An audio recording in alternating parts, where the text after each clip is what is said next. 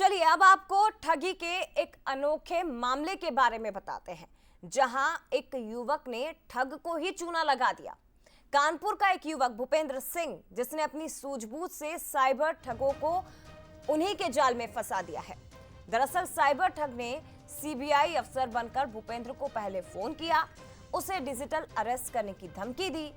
आरोपी ने भूपेंद्र से रुपयों की मांग की। युवक ने ठग से भी आगे बढ़कर उसे गिड़गिड़ाते हुए ठगे गए 10,000 रुपए वापस दिलवा दिए। भूपेंद्र ने ठग को अपने सोने की चेन के पैसे का लालच दिया और ठग अपने ही बनाए गड्ढे में गिर गया, यानी शिकारी खुद शिकार हो गया। ऐसा कहा जाए तो गलत नहीं होगा। दरअसल थोड़ा सा विस्तार से आपको ये मामला समझाते हैं। सबसे पहले कानपुर के युवक भूपेंद्र के पास एक साइबर फ्रॉड का कॉल आता है कि उसी तरह का स्कैम कि आपके अकाउंट में इस तरह का पैसा ट्रांसफर हुआ है या आपके बैग में ड्रग्स मिली, इस तरह का स्कैम करके उसे फंसाने की कोशिश की गई। लेकिन युवक क्योंकि बहुत समझदार था, उसे पता था कि उसे फंसाने की कोशिश हो रही है, ये एक फ्रॉड का कॉल है, तो उसने तुरंत अपने ही झांसे में फ्रॉड को फंसाया और उसने कहा कि आप जिन रुपयों की डिमांड मुझसे कर रहे हैं, मेरे पास उतना पैसा नहीं है क्योंकि मैं एक स्टूडेंट हूं और मेरी सोने की चेन गिरवी रखी हुई है। उस चेन को छुड़ाने के लिए मुझे पैसों की जरूरत है। तब जाकर साइबर ठग ने धीरे धीरे कर उसे रुपए उसके अकाउंट में ट्रांसफर किए और इस तरह से 10,000 रुपए युवक ने साइबर फ्रॉड से ठग लिए। तो कुछ इस तरह से ये मामला सामने आया। जी सर। अगर बेटा यही बात दूसरे के फोन में कराओगे, जो कागज आपको नाम से आया है, फायर कंप्लेंट आया है, ट्रांस निकल के आया है बेटा, वो देखेगा तो वो आपकी हंसी मजाक उड़ाएगा, आपकी बेइज्जती बदनामी करेगा। समझ में आ रहा है? जी जी जी। इस वजह से बेटा आप बताइए बेटा, सीडीआर के तहत 3 साल जेल काटना चाहते हैं या संचार विभाग से जिस प्रकार से आप लोगों को कागज निकला है, उसी प्रकार से अपना माफीनामा कागज बनवाना चाहते हैं? अरे सर, माफ़ीनामा मेरा कागज़ सर जो बताइए हम व्हाट्सअप करवा दें आपको किसी दूसरे नंबर सर। पता नहीं कि उस पर व्हाट्सअप भी सर नहीं शो कर रहा है, लग रहा किसी ने व्हाट्सअप हैक कर रखा है।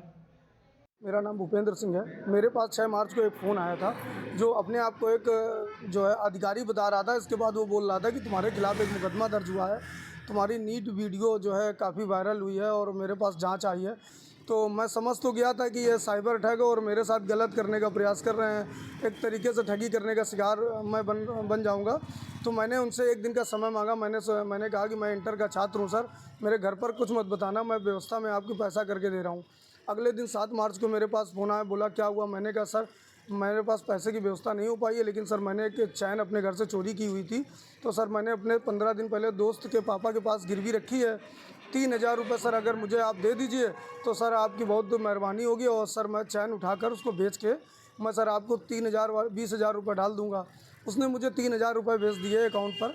इसके बाद मैंने उनसे कहा कि जहाँ मैंने चैन रखी थी वो 500 रुपये ब्याज मांग रहे हैं। फिर 500 रुपये उसने डाला। इसके बाद मैंने इसी तरीके की मनगढ़ंत कहानियाँ 2-3 बार बनाई, जिस पर उसने मुझे अभी तक 9,500 रुपये मुझे उसने डाल दिए हैं। जिस तरीके से साइबर ठग आज लगातार जो लोगों को निशाना बना रहे हैं, मैं जागरूक था इसलिए मैं इनके साइबर ठगी का निशाना नहीं बन सका। तो कहीं ना कहीं आप लोगों को भी जागरूक होने की ज़रूरत है कि इस तरीके से मैं साइबर ठगी होने के शिकार से बच गया। और जिसकी जानकारी मैंने कानपुर दक्षिण डीसीपी साउथ को एक व्हाट्सएप के माध्यम से दे रखी है। तो देखिए, इसे जागरूकता ही कहा जाएगा। भले ही साइबर फ्रॉड को चूना लगाया गया हो, लेकिन इस तरह की जागरूकता की जरूरत हर एक व्यक्ति को आज के दौर में है, जिससे साइबर ठग अपना शिकार बनाते हैं। अनुराग हमारे साथ इस वक्त कानपुर से लाइव जुड़ गए, सीधे उनका रुख करते हैं। अनुराग, ये अपने आप में अनोखा मामला, लेकिन अवेयर करने वाला मामला है। लोगों को जागरूक रहना बहुत जरूरी है, जिस तरह से भूपेंद्र जागरूक हुए हैं। जी जय, बिल्कुल बताना चाहूंगा कि ये जो मामला है, कहीं ना कहीं कानपुर के रहने वाले इस युवक ने, जो इस आजकल के जो युवा हैं, कहीं ना कहीं साइबर ठगों के फ्रॉड में जाल में फंस कर जो अपनी जिंदगी भर की कमाई, गाड़ी कमाई होती है, माता पिता की कमाई हुई जो कमाई होती है, उसको कहीं ना कहीं साइबर ठगों के हवाले कर देते हैं और गलत ना होते हुए भी अपने आप को स्वयं गलत मान लेते हैं। तो ऐसे में कहीं ना कहीं ये जो भूपेंद्र है, इस युवक की कहानी आज के इस दौर में लोगों को कहीं ना कहीं एक प्रेरणा देती है कि लोग जब ऐसी विषम परिस्थितियों में फंसते हैं तो उनको किस तरह से फंसना चाहिए। हालांकि ये पूरा लगातार जो भूपेंद्र का ये तरीका है वो कानपुर में चर्चा का विषय बना हुआ है। आपको बताते चलो कि कई ऐसे जो सोशल अवेयरनेस के लिए एनजीओ में काम कर रहे हैं। आपको एक्सक्लूसिव जानकारी देना चाहूंगा कि क्या ऐसे जो एनजीओ है वो भूपेंद्र को सम्मानित करने के लिए भी लगातार प्रयासरत है, उससे बात करने का प्रयास कर रहे हैं। और ये भी कई एनजीओ ने ऐसा डिसाइड किया है कि भूपेंद्र को अब लोकल लेवल पर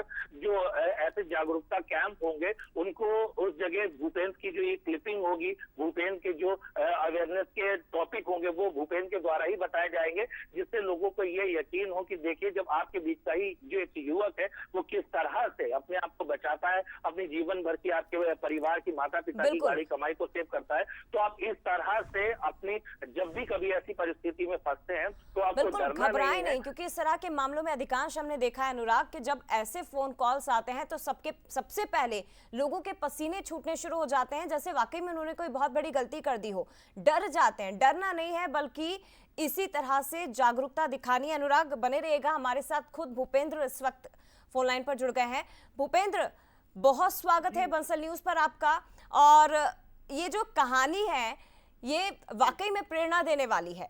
आपने भले ही ठग को ठग लिया हो, चूना लगा दिया हो, लेकिन ये सभी के लिए एक जागरूकता का विषय हो चुका है। अब जरा बताइए बंसल न्यूज के दर्शकों को कि हुआ क्या था और कैसे आपके दिमाग में ये आया कि आपने इस तरह से मनगढ़ंत कहानियां बनाई और फ्रॉड को ही ठग लिया। एक फोन आता है, एक बताता है कि आपके खिलाफ एक मुकदमा लिख गया है और उसमें अपने आप को सीबीआई अधिकारी बताता है जी। इसके बाद लगातार 6 तारीख को मेरे पास फोन आया। 6 तारीख को जब मैंने बातचीत करी तो बोलने लगा कि आपके खिलाफ एक मुकदमा लिखा हुआ है और आपने किसी को अश्लील वीडियो फोटो भेजे हैं। इसके बाद वो हमसे कहता है, मैं इसकी पूरी कहानी समझ गया था कि मुझे लगा कि ये फ्रॉड है। मैंने इसका फोन काटा और इसकी डीपी चेक करी तो उस डीपी में अधिकारी की फोटो लगाया हुआ था।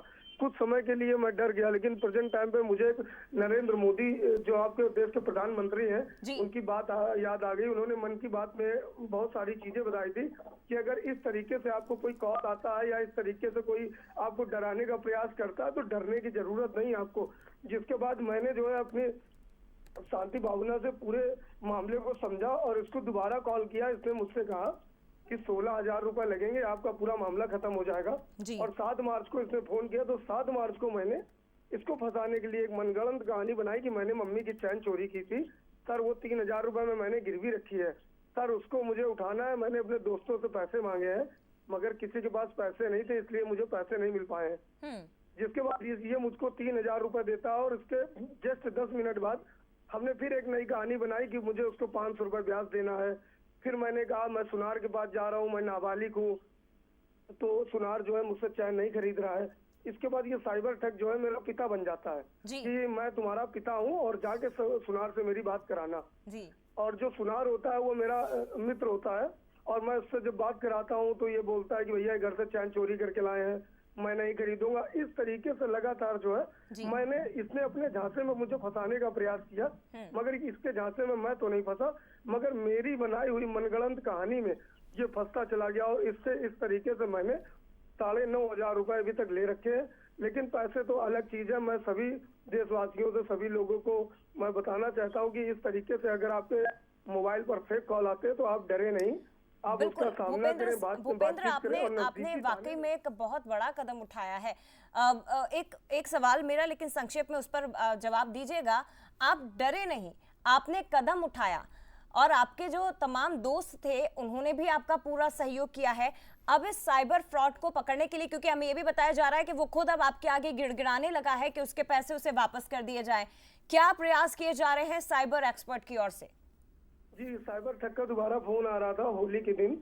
होली के एक दिन पहले तो मैंने इसको एक कहानी बता रखी थी कि 1,15,000 रुपए मेरे अकाउंट में आ चुके हैं और सोमवार को जब बैंक खुलेगी तो हम आपको 1,15,000 रुपए ट्रांसफर कर देंगे। लेकिन ये बोल रहा था कि होली है, मेरे भी छोटे छोटे बच्चे हैं, उनके लिए पिचकारी ले जानी है। भूपेंद्र जी, आप अपना कार्य जो आपका काम है 16,000 रुपए वाला वो आप बाद में करा लीजिएगा, लेकिन जो मैंने 9,500 रुपए दिए हैं प्लीज मुझे 2,000 रुपए दे दो ताकि मैं बच्चों के बीच होली मना सकूं। मेरे दिल में पहले तो बहुत ठेस पहुंची, मैंने सोचा इसको दे दूं, लेकिन मैंने कहा जिस तरीके से फंसाने के लिए मुझे प्रयास कर रहा था, मुझे लग रहा है ये फिर अपने बच्चों को आगे करके ये मुझसे पैसा रिफंड कराना चाह रहा है, लेकिन मैंने ऐसा नहीं किया। ठीक है। और मैं इस पूरे प्रोग्राम में मेरी पत्नी रिया सिंह है, वो मेरी जो है इसमें माँ बनी हुई है। ठीक उनसे है। मैंने बात कराई कि जी। वो मेरा बच्चा पेपर देने गया है, शाम तक आएगा। तो उनसे भी काफी बारी डराने ठीक का है। मेरी वाइफ को भी ठीक है। प्रयास कर रहा था। हाँ, ठीक है, ठीक है। भूपेंद्र जी, आपने वाकई में एक बहुत बड़ा कदम उठाया है। प्रधानमंत्री नरेंद्र मोदी का जिक्र किया, रोको, सोचो, एक्शन लो, और उसी मंत्र को फॉलो करते हुए आपने शिकारी को ही शिकार बना लिया। फिलहाल बहुत धन्यवाद बंसल न्यूज के साथ जुड़ने के लिए, लेकिन हर कोई भूपेंद्र बन सकता है, जरूरत है केवल जागरूकता की।